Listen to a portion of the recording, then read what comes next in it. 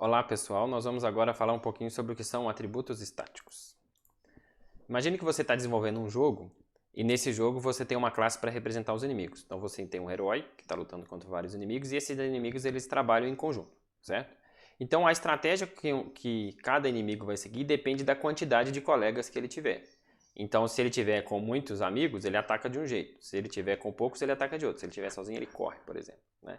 Então, para esse tipo de estratégia, seria importante que cada objeto soubesse que cada inimigo soubesse quantos inimigos existem no total, certo? Porque aí, dependendo da quantidade de inimigos, ele poderia seguir uma estratégia ou outra, ok?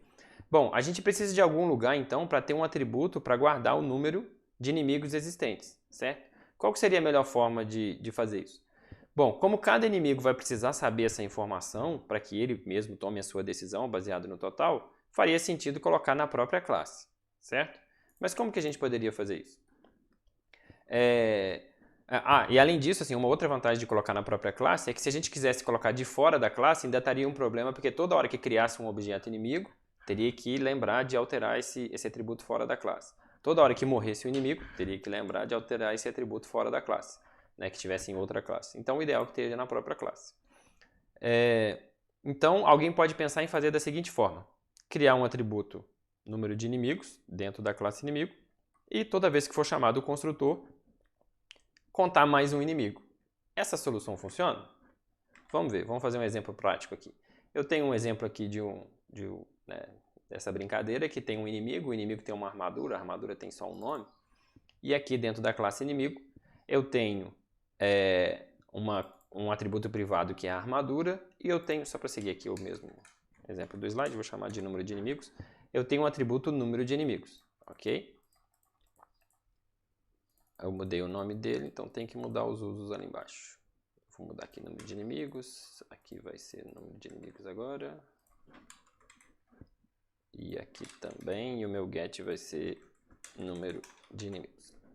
Bom, então tem uma classe que tem dois atributos privados, a armadura e número de inimigos. Ele tem um construtor que recebe o nome da armadura, e aí é criada uma nova armadura com esse nome. E aí eu conto mais um inimigo, ok? E aqui eu tenho um get para retornar o número de inimigos. Vamos ver se essa solução funciona. Eu vou lá na minha classe principal.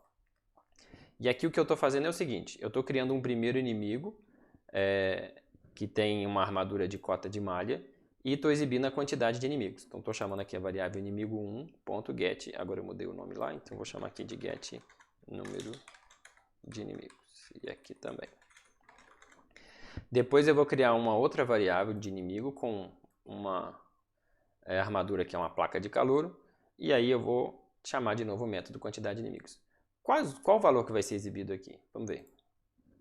Vou compilar e vou executar. Repara que eu criei o primeiro objeto, ele falou que tem um inimigo, e eu criei o segundo objeto, ele continua falando que só tem um inimigo. Por que isso aconteceu? Vamos voltar para a nossa apresentação para a gente entender o que está acontecendo na memória do computador. Repare que quando eu crio um primeiro inimigo e o segundo, eu estou criando dois objetos na memória do computador, lá na heap. E cada objeto tem o seu próprio valor do atributo número de inimigos, certo? Então já era esperado que essa solução não funcionasse. A gente já viu que o atributo de uma classe, né, ele indica uma característica de um objeto da classe. Cada objeto tem os seus próprios valores das suas características. Então, se eu definir um atributo chamado número de inimigos e tratei ele dentro da classe como um atributo daquele objeto, cada objeto vai ter o seu próprio valor. Então, quando eu crio um objeto da classe inimigo, esse número de inimigos a princípio é 0, né? Eu estou fazendo um mais 1 lá no construtor, né? Então aqui, ó, eu estou fazendo o número de inimigos mais, né? Uma variável inteira a princípio ela tem valor 0, esse mais vai jogar o valor para 1. Quando eu crio o segundo objeto, é a mesma coisa, ela é inicializada com 0 e aí aquele mais joga o valor para 1. Então cada objeto vai ter o seu próprio número de inimigos e ele vai ser sempre igual a 1, certo? Não vai resolver o problema que a gente queria. A gente quer que o objeto saiba a quantidade total de inimigos. Bom, e como que a gente resolve isso? A gente vai conseguir resolver isso se a gente tiver como reservar um espaço na memória que seja o mesmo para todos os objetos, certo? E essa é justamente a ideia de atributo estático. Um atributo estático ele pertence à classe e não aos objetos. E aí, como ele pertence à classe, ele só tem uma cópia. Ele tem uma para a classe, ele tem uma para todos os objetos da classe, e não um para cada objeto. Vamos ver como que a gente faz isso.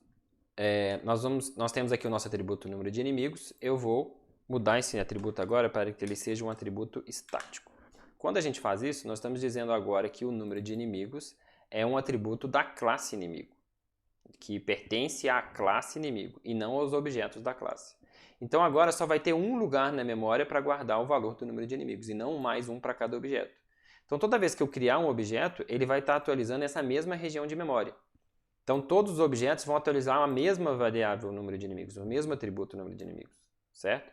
Então aí a minha solução deve funcionar. Vamos ver, compilei a classe, deu tudo certo. Eu vou lá na classe jogo, né? Vou recompilar e agora eu vou executar meu jogo. Veja que agora, esse aqui é a execução anterior, tá? Essa aqui é a execução nova. Deixa eu limpar isso daqui e executar de novo só para não ficar confundindo a gente. Repara que agora eu criei o primeiro objeto, a quantidade de inimigos é 1. Eu criei o segundo objeto, a quantidade de inimigos agora é 2, certo? Que é justamente o que eu queria, ok? Bom, vamos voltar na apresentação para a gente ver exatamente por que isso funciona. Repara que quando eu declaro que a classe inimigo tem um atributo estático, é reservado um espaço na memória heap para guardar esse atributo, independente de objeto. Ele existe mesmo que não exista nenhum objeto, porque ele pertence à classe, ok?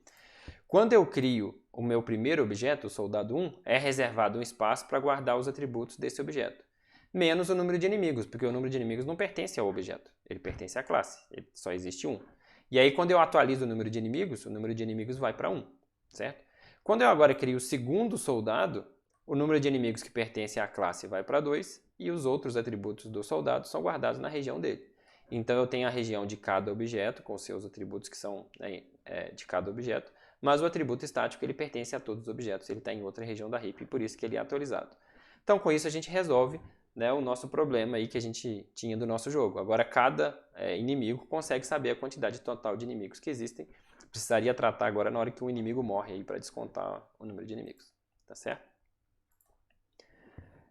Os atributos estáticos eles também são chamados de variáveis de classe, né? Já que os atributos normais são chamados de variáveis de instância, né? O que quer dizer que são variáveis de objeto, então o atributo estático, um outro nome para ele é variável de classe. Todos vocês já usaram um atributo estático, né? E vocês saberiam dizer qual? O atributo estático que vocês usaram é o out, ok? Então repara que aqui, ó, eu estou chamando system, que é o nome da classe, .out, que é o atributo estático, é um atributo estático público da classe system. Ah, mas por que ele é público? Enfim, aqui tem toda uma história de porque ele é público, eu não vou entrar nesse detalhe. Mas ele pode ser acessado diretamente pela classe system, certo? Então, isso daqui faz a gente pensar que a gente tem uma outra, um outro tipo de maneira de acessar um atributo estático, que é usando o nome da classe. Como o atributo estático ele existe independente dos objetos, eu consigo acessar um atributo estático usando o nome da classe, desde que ele seja público, ok? Se ele for público, mas for constante, tudo bem.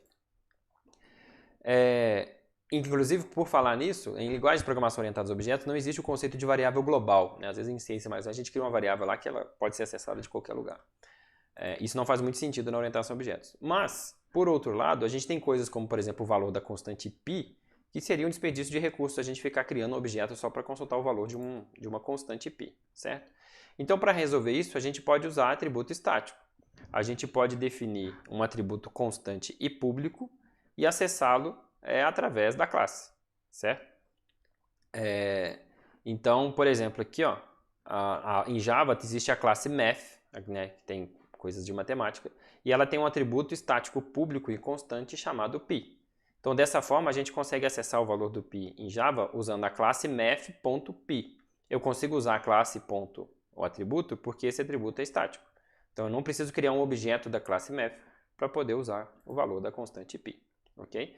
Lembrando que a classe math fornece diversas outras funções matemáticas úteis, como arredondamento, raiz quadrada, seno, cosseno, então pode ser útil aí para vocês. Okay?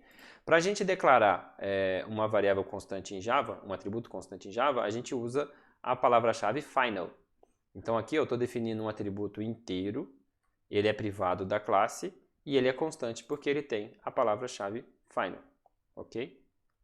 Atributos constantes podem ter seu valor inicializado na declaração ou nos construtores, mas em nenhum outro método, certo? Então, como ele é constante, ou eu inicializo ele aqui já na declaração ou nos construtores, depois eu não consigo mais mexer, ok?